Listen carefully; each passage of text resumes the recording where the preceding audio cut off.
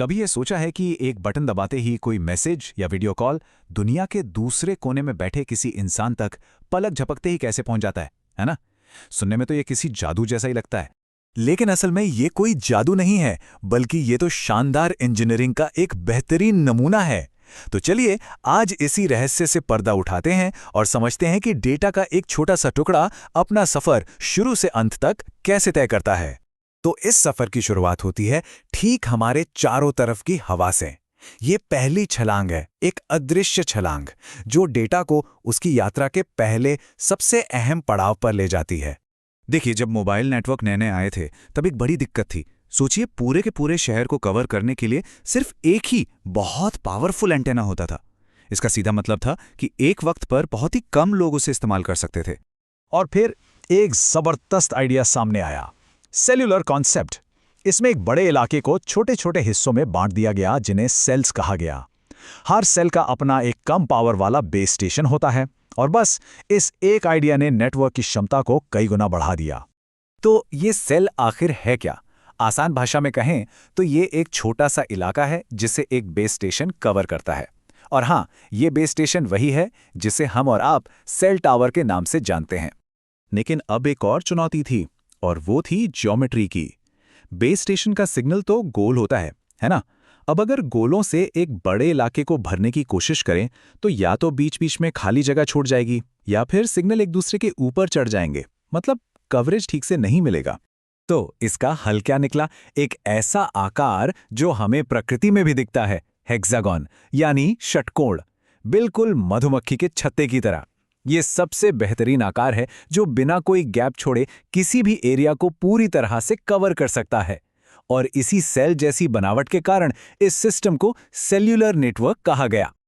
अच्छा, तो फिर जब हम गाड़ी में चल रहे होते हैं तो कॉल कटते क्यों नहीं? इसका जवाब है हैंड ऑफ। ये एक बहुत ही स्मार्ट प्रोसेस है। जैसे ही फोन एक सेल से निकलकर दूसरे में जाता है, कनेक्शन अपने आप स्विच हो जाता है, और ये सब इतनी तेजी से होता है कि हमें पता तक नहीं चलता। तो ठीक है, सिग्नल ने हवा में अपनी यात्रा पूरी कर ली, लेकिन ये तो सिर्फ पहला कदम था। अब वो एक बहुत बड़े तारों के नेटवर्क में दाखिल होने वाला है, जो इस पूरी यात्रा की असली रीढ़ है। यह स्थानीय सफर 3 आसान स्टेप्स में पूरा होता है। सबसे पहले फोन अपने सबसे पास वाले बेस स्टेशन को सिग्नल भेजता है। फिर वो बेस स्टेशन उस सिग्नल को एक मोबाइल स्विचिंग सेंटर तक पहुंचाता है, और आखिर में ये स्विचिंग सेंटर उस कॉल को बड़े टेलीफोन नेटवर्क से कनेक्ट कर देता है। इसको ऐसे समझ सकते हैं, इलाके के सारे सेल टावर एक सेंट्रल हब से जुड़े होते हैं, जिसे मोबाइल स्विचिंग सेंटर कहते हैं। यही सेंटर सभी मोबाइल यूजर्स को मेन टेलीफोन नेटवर्क यानी PSTN से जोड़ता है, जो दुनिया भर के लैंडलाइन और मोबाइल नेटवर्कों को आपस में कनेक्ट करता है। चलो, ये तो हो गई शहर के अंदर की बात। लेकिन जब कोई मैसेज किसी दूसरे देश भेजना हो, किसी दूसरे महाद्वीप पर, तब क्या होता है? तब यह सफर एक बिल्कुल ही अलग और विशाल रूप ले लेता है। तो अब हम उस दुनिया में जा रहे हैं जो हमारी आंखों से पूरी तरह ओझल है। ये है जानकारी का असली सुपर हाईवे, जो समुद्र की गहराइयों में बिछा है और पूरी दुनिया को एक दूसरे से जोड़ता है। तो हमारा डेटा एक महासागर को कैसे पार करता है?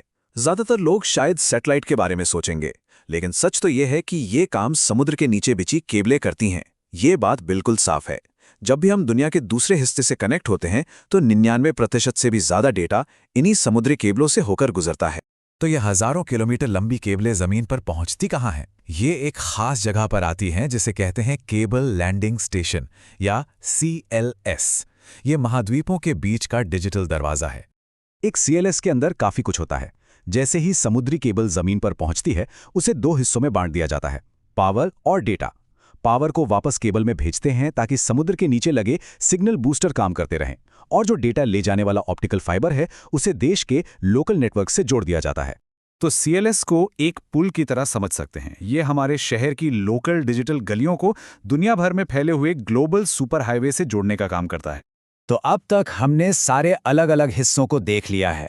अब चलिए इन सबको जोड़कर पूरी तस्वीर को देखते हैं और समझते हैं कि ये ग्लोबल डिजिटल बैकबोन यानी ये वैश्विक रीढ़ की हड्डी आखिर काम कैसे करती है। और यहीं पर इस पूरे सफर का सबसे बड़ा और सबसे दिलचस्प राज सामने आता है। हमारी तथाकथित वायरलेस दुनिया का असल में वायरलेस हिस्सा सिर्फ वो एक छोटी सी छलांग है जो फोन से नजदीकी सेल टावर तक लगती है। उसके बाद का पूरा सफर टावर से स्विचिंग सेंटर और फिर समुद्र के नीचे हजारों किलोमीटर तक। अगर इसे एक लाइन में कहना हो तो हमारा ये जो इतना आसान सा लगने वाला वायरलेस अनुभव है, वो असल में तारों और केबलों के एक बहुत बड़े अदृश्य नेटवर्क पर टिका हुआ है। आज की हमारी वायरलेस दुनिया तारों के इसी छिपे हुए जाल पर निर्भर है, और ये बात सोचने पर मजबूर करती है कि भविष्य में हमारी इस कनेक्टेड दुनिया की अगली परत आखिर कैसी दिखेगी। ये एक ऐसा सवाल है जिसका जवाब हमें आने वाले वक्त में ही मिलेगा।